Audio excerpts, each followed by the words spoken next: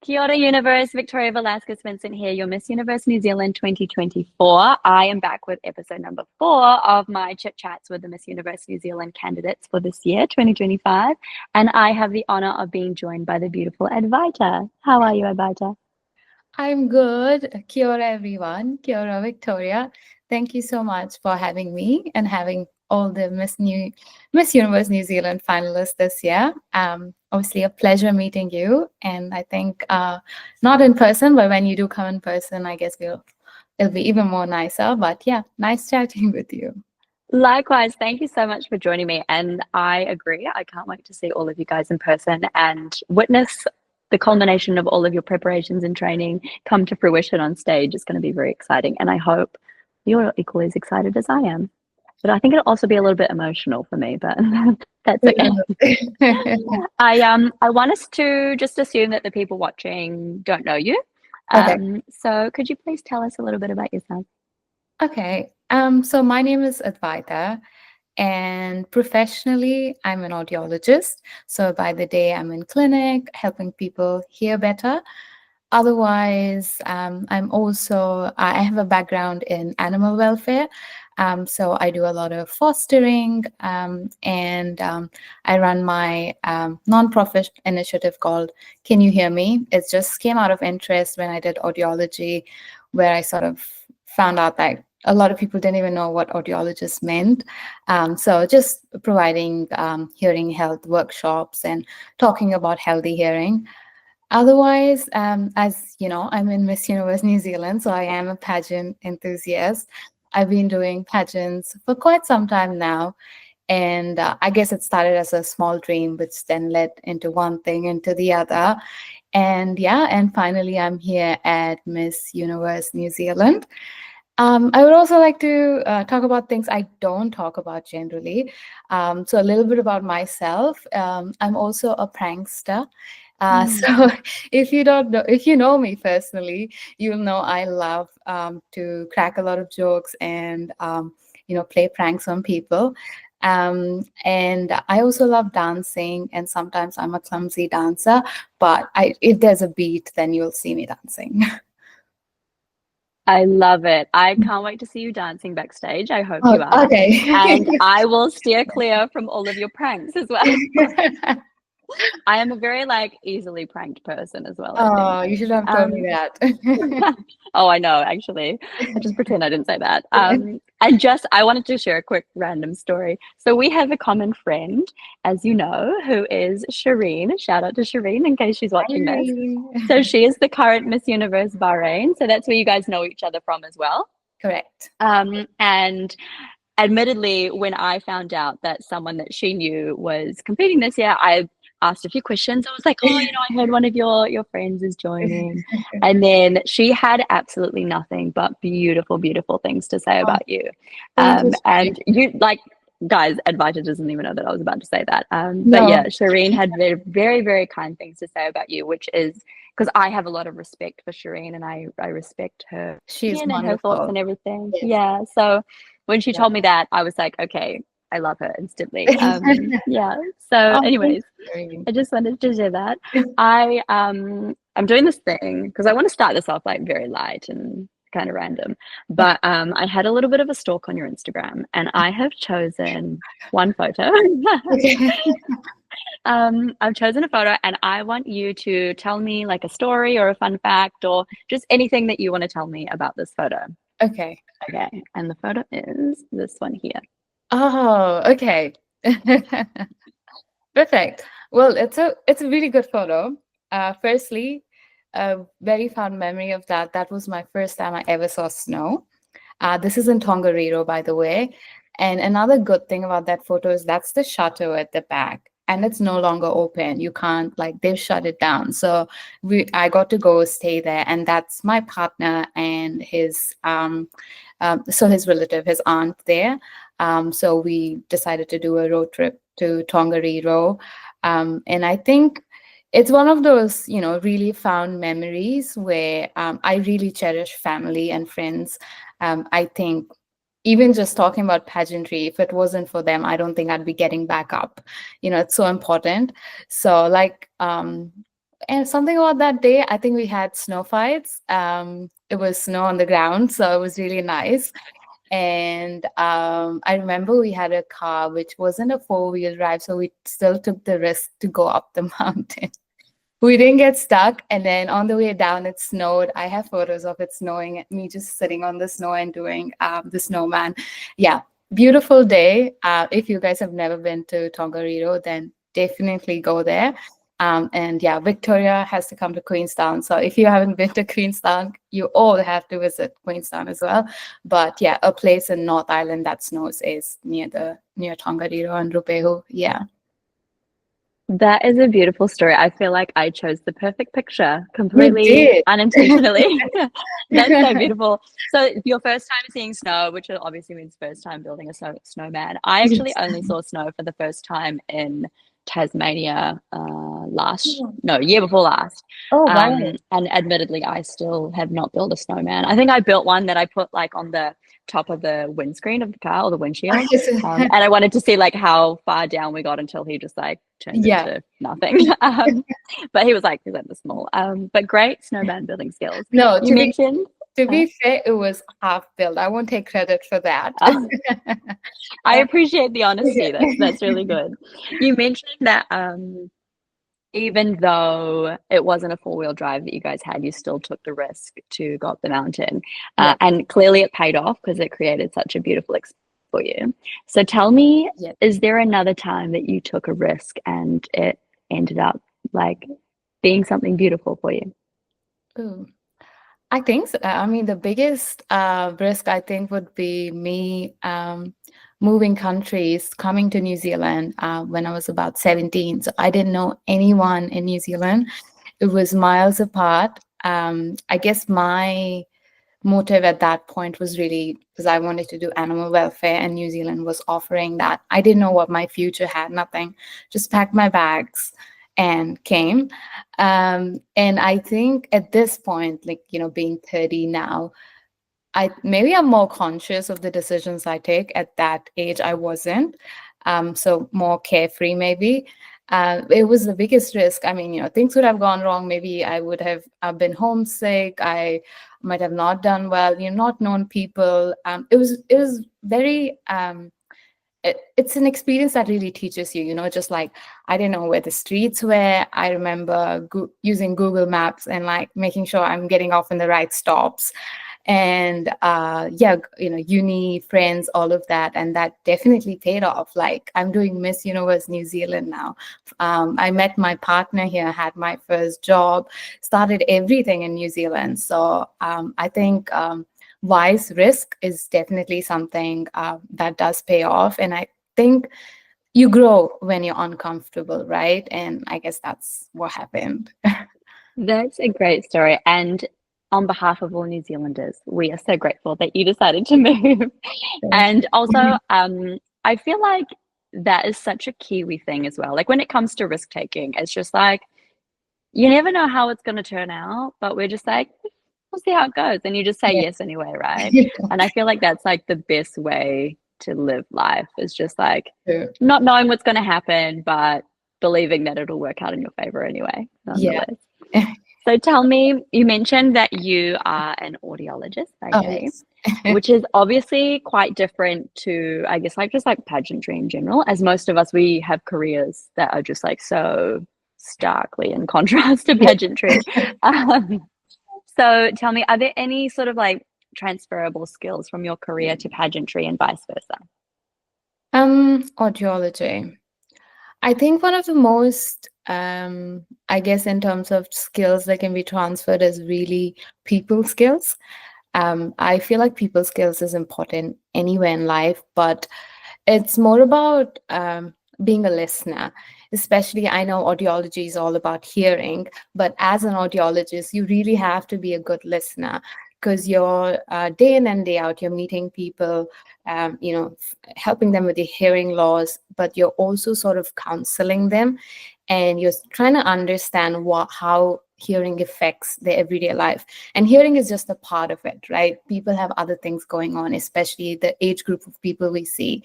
And a lot of times I do find that the better listener you are, the better outcome you actually end up giving to the client, even if it's not just with the hearing. And I think it's similar with pageants, right? I know they talk about pageant girls being spokesperson, being on stage, influencing people. But I think the greatest influences are someone who can listen and then be the voice for the people rather than being your own voice. So I think the listening skills is definitely something that I can, use both. And I love doing it. I know I'm talking a lot today. I'm probably a little bit nervous, but generally I am a quiet person, but it's also because I'm listening. I'm more curious, and I don't want to complete someone's sentence, or I don't want to have preconceived notions. And that's really important, I think, as human being, and also as being very culturally diverse. I'm really open to learning and knowing about people. And that way, it's a clean slate. You just learn or know the person from when you meet them rather than having preconceived notions. Yeah. Absolutely. Also, don't apologize for speaking so much. I love listening. So, and usually it's me that's doing far too much talking. So it's nice to pass that over to someone else. And I agree. I feel like listening is like the first step towards understanding and then connecting with people. Mm. And I think, and just in general, like pageant world, career world, personal life, like the world would be a much better place if people were willing to understand and connect with others. And you can't do that without listening, right? And there's a huge difference between hearing someone and listening to someone, like you said. Yeah. So that's a really great transferable skill. I love that. With 2 months, less than 2 months, sorry, before the pageant. I don't mean to make you feel nervous because that's very soon. Can you describe for me the Advaita that we're going to see on stage? Ooh, okay. I guess when I'm on stage, I don't know how to explain it. It's a different feeling. I am generally, I'm happy, smiling, laughing, and all of that. But when you see me on stage, I guess it's my happy place as well. So it's there's more fierceness. There's in my head, it's also about all the work that I've put in. I really want. It's almost a performance as well, especially walking in things. So I want to put all of that into practice. And I know my friends are there, my family, everyone's watching. So I want to make them proud as well. So what you'll see on stage is a confident but beautiful young woman who's also living her dream. And hopefully she does well. But yeah, that's what you'll see, a confidently beautiful woman on stage. I love that. I can't wait to see and witness that for myself, and I can't wait to cheer for you as well. It's really exciting for me, pageant season this year, because there's no pressure on me. I just get to enjoy and cheer you guys on, which is a really beautiful thing. When it comes to pageantry, and this is a mildly controversial question, I think, but you've had quite a bit of experience. So I think you are well equipped to answer this question and also just have an opinion in general. Yeah. But if you were to remove any portion of pageantry, which portion would you remove, if any, and why? Okay, that's a very good question. Mm. I think it would be, I feel like Miss Universe has already opened up so many doors. Um, but if I had to remove something, really hard. I love pageantry. I love Miss Universe. I guess make it in terms of obviously with swimsuit rounds and everything, now they include women with burkinis and everything like that. But sometimes I still do feel like pageantry may still be focusing on a certain criteria, especially with physical beauty and all of that.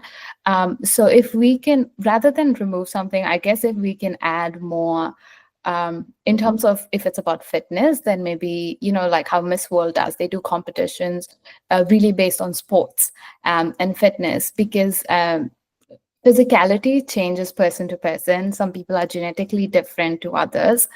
And I guess if we are really judging fitness, then we can probably judge it by, your endurance, your inner strength, and all of that. So I guess just an added component to the swimsuit round. So especially in New Zealand, how we talk about women empowerment, and there's a little bit of backlash between, are you actually empowering women or not? And even for those voices, I guess it will be a validation of showing why pageantries are moving forward, and what exactly do you mean by swimsuit? Yeah, we mean by fitness, and then it could be a woman with burkini, or a woman who's comfortable wearing swimsuit, or who's just wants to wear an activewear. I think that would be like at least in my opinion, that would be more inclusive, in the sense all types of body shapes, and you probably can be judging them for the right reasons. Yeah. And also just giving women the choice of what they feel Exactly. most confident in as well, right? Yeah. Yeah, that's interesting. So you mentioned that, yeah, you'd alter, if anything, the swimsuit competition. Yeah. Is there anything that like completely, not necessarily foreign to pageantry, but completely not part of pageantry at the moment? Is there anything that you would add in Ooh. that you think that maybe would be like a good judging criteria for what a Miss Universe should be? I think, Miss Universe has been changing from, IMG era to the current era. And during the IMG era, we had where the women came and they gave a 1-minute introduction on the topics that were sort of anything. It's an introduction, but they could talk about anything. I think I would like to add something similar. Again, taking from Miss World, it's like head-to-head debate sort of competition. So it doesn't really have to be on stage. It can be during prelims or something before, where you have a group of girls and then you can sort of ask them questions, get to know them more, and it can be open door, so audience can watch them. I just feel like it's the reason I like something like that is because you get to know someone on a personal note, rather than photos and videos and walking and everything. And that's when true personalities shine, right? And in small groups, I guess the girls get more time to speak their mind and what's in their heart. And I think that would definitely, that's something we did in Miss New Zealand before. And I think that's something I personally really like, because you got to speak your heart. So yeah. I love that. As someone who absolutely favors like the interview round and just like communicating in general, I Yeah. think that'd be a great idea. And you've actually given me an idea. When I get back, Yeah. when we're in the middle of like prelims or after prelims, or maybe even just during rehearsals, Yes. maybe let's do like a group live, like a round Yeah. table talk.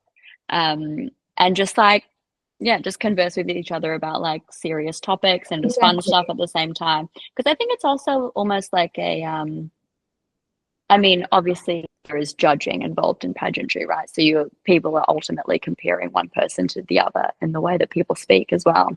Yeah. But I think someone's ability to hold their own in a group situation and hold their own when other people have so many different opinions. So, like respecting opinions while also trying to convince people of your own, right? So Yeah. that would be really interesting. So, you've given me an idea. I will speak to Maria about it. Hopefully, it passes. Let's see how we go. So, the way that I'm doing this now that it's no longer live on Instagram, and you guys can't watch each other's interviews essentially Yeah. until they're all released, Yeah. is I have asked every girl, except for the first girl because she was the first, I've asked every girl a question that the previous girl has Okay. given the question for. Sorry, Okay. answered the question that the previous girl has given the question for. Okay. So in a minute, I'll ask you to give me a question to ask the next girl. Sure. And but I will ask you the question that Hannah has left behind for you. And she has left, if you were a New Zealand native bird, which native bird would you be and why? I would be Kia.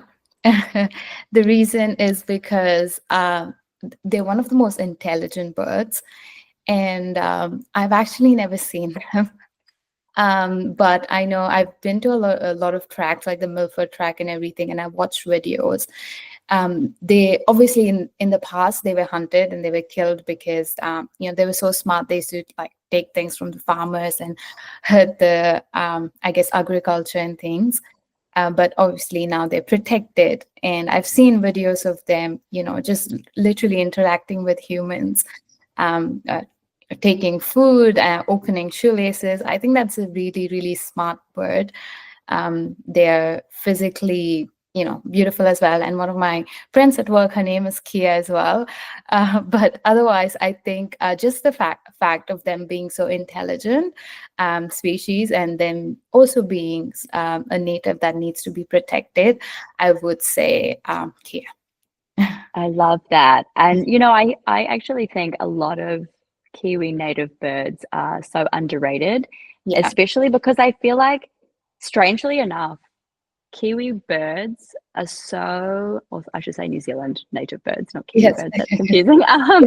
But New Zealand native birds are actually so symbolic of Kiwis in general, and the characteristics and the traits that we have, which is a really beautiful thing. So I love Yes. that answer. Thank you so much.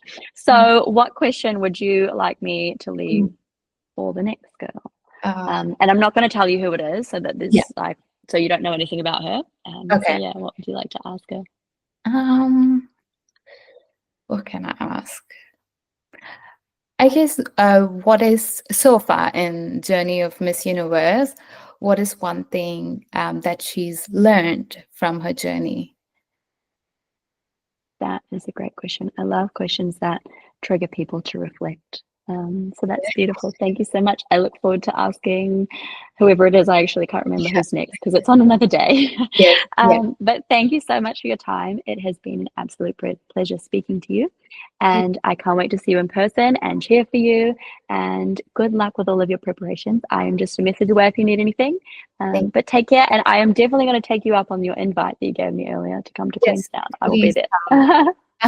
I also have a guest room, so it's all open. Beautiful. I'm going to take you up on that. Enjoy the rest of your evening anyway. I'll see you very soon. Thank you so much.